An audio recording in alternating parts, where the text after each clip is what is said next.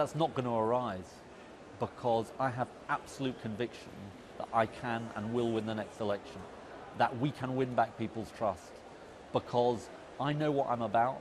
I know how I want to change the country. I want to invest in our young people and cut tuition fees, not have tax cuts for the banks. And that's what I'm about. And that's the message I'm going to go out and tell people about in the coming years. So even if you're, just to be clear, even if your poll ratings don't shift at all, you will still lead the party into Downing Street? Absolutely. I'm determined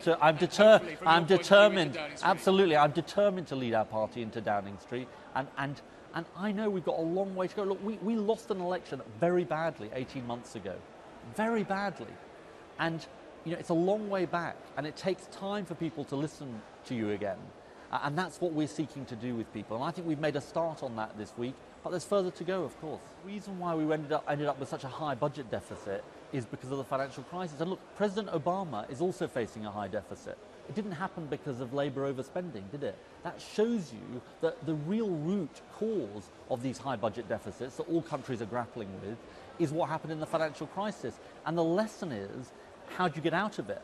And where I differ with the government is I say, look, you've got to grow your economy. You've got to take action to grow your economy to get out of it. They say, look, all you need to do is cut and it'll be all right. And that hasn't worked, Tom. That's not working. I understand that. But the reason we've got a big budget deficit is because we're spending a lot more than we have in income. That happens in busts. That's what happens. A lot of your income disappears. So what your critics are saying is, for the Lord's sake, admit that when things were booming, you ought to be more cautious, because if you don't admit that, people won't feel comfortable going forward. But Tom, we were cautious. That's why we paid off debt. Debt was lower going into the financial crisis than when we came to power. Now look, borrowing as a percentage of national income was 2%. Using debt and deficits here.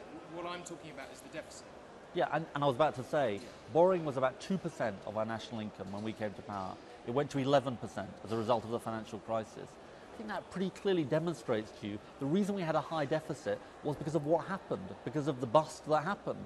Now, the lesson there for me is most of all about financial regulation and about the way we didn't regulate properly. Now, I'm not somebody who says we got everything right, and I take our responsibility, and I deeply regret and I'm sorry for the failures of regulation of the last Labour government.